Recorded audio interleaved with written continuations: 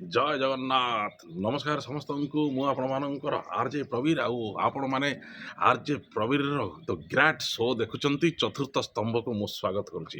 Show friends, ଆଜି ଯିବା ରାଉରକେଲାର କିଛି ଭଲ ଖବର, କିଛି ପ୍ରଶାସନିକ ଖବର, କିଛି ମଜାଦାର ଖବର ଆଉ କିଛି ପୋଲିସ ମାନଙ୍କର ମାନେ ଏଇ ଯେଉଁ ଭିତରେ ଯେଉଁ ସଫଳତାର ମଧ୍ୟ ଖବର, ବହୁତ ଗୁଡ଼େ ଖବର ରହିଛି।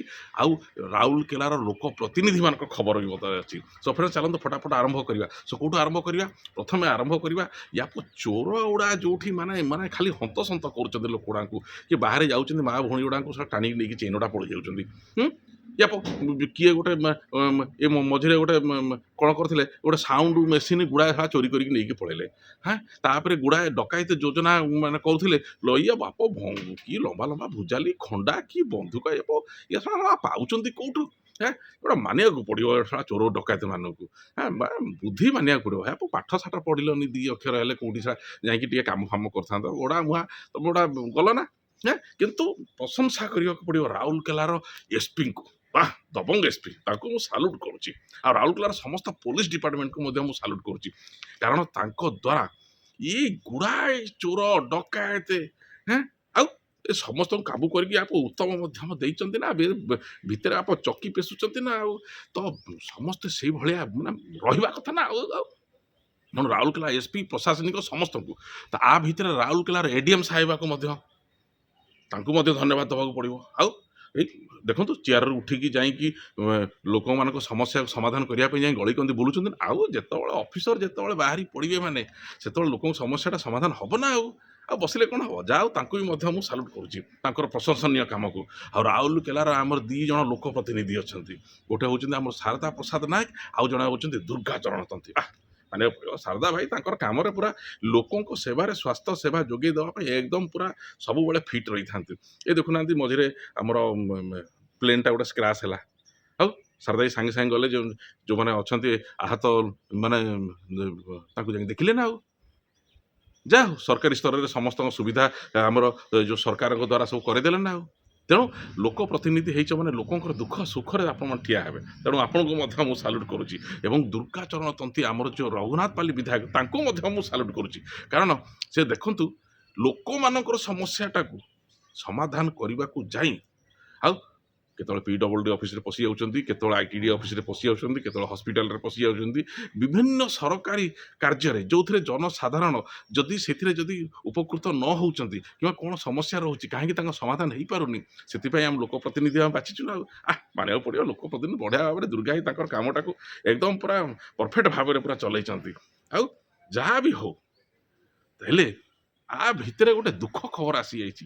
କ'ଣ ପାଇଁ? ଏଇ ଯେଉଁ ଆମର ଯେଉଁ ଚେଙ୍ଗଡ଼ା ମେଙ୍ଗଡ଼ା ଯେଉଁ ଟୋକା ଅଛନ୍ତି, ସକାଳ ପାଇଲେ ଏମିତି ପଡ଼ିବ ପାଟିରେ ଯେଉଁ ପକେଇ ଦେଉଛନ୍ତି, ଏ ଯେଉଁ ଟାଣି ଦେଉଛନ୍ତି, ସିଗାରେଟ୍ ଧୂଆଁ ଫୁଆଁ ଟାଣି ଦେଉଛନ୍ତି, ତାଙ୍କ ପାଇଁ ଗୋଟେ ବଡ଼ ଦୁଃଖଦ ଖବର। କିନ୍ତୁ ଦୁଃଖଦ ଖବର କ'ଣ ହେଲା? ସରକାର ଘୋଷଣା କଲେନି, ପୁଡ଼ିଆ ବନ୍ଦ। ମଲା ମଣିଷ ଖାଇବ କ'ଣ? ମଣିଷ ଏ ଯେଉଁ କଳରେ ଜାକିକି ଯାହା ହଉଥିଲେ।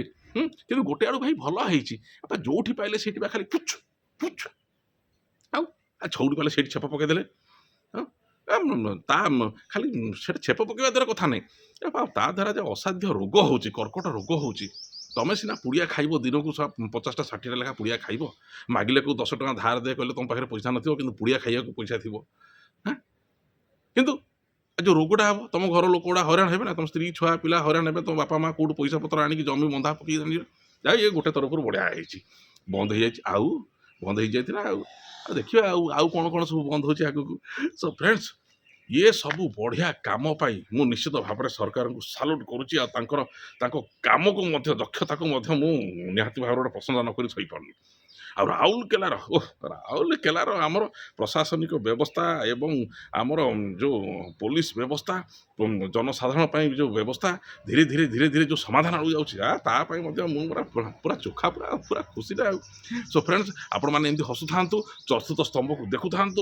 ମଜାଦାର କଥା ମୁଁ ଆପଣମାନଙ୍କ ପାଖକୁ ନେଇକି ଆସୁଛି, ଆଉ ବଢ଼ିଆ ବଢ଼ିଆ କଥା ନେଇକି ଆସିବି। ଆଉ ଯଦି ଭଲ ଲାଗିବ, ଆମ ଚ୍ୟାନେଲଟାକୁ ଯେଉଁ ଚତୁର୍ଥ ସ୍ତମ୍ଭ ଅଛି, ତାକୁ ଟିକେ ଲାଇକ୍ କମେଣ୍ଟ ସେୟାର ଟିକେ କରିଦେଇକି ଯାହା ଗୋଟେ କରିଦେବେ ନା। ଆଉ ଖାଲି ମୋ ପାଇଁ ନୁହଁ ମୋ କଥାଟା ତ ଆପଣମାନେ ନିହାତି ଭାବରେ ଭଲ ଲାଗୁଛି, କିନ୍ତୁ ଚତୁର୍ଥ ସ୍ତମ୍ଭଟାକୁ ଟିକେ ଆପଣମାନେ ଟିକେ ଲାଇକ୍ ଟିକେ କରିଦେବେ ନା, ଆଉ ମଝିରେ ମଝିରେ ଟିକେ କମେଣ୍ଟସ୍ ଦେଇଦେବେ ନା, ଯାହା ହଉ ଆପଣଙ୍କ କଥାଟା ଭଲ ଆମ କାମ ପୁରା ଛାତି କୁଣ୍ଡେ ମୋଟ ହେଇଯିବ ଆପଣମାନଙ୍କ କଥା ଶୁଣିଲେ, କମେଣ୍ଟ ଶୁଣିଲେ।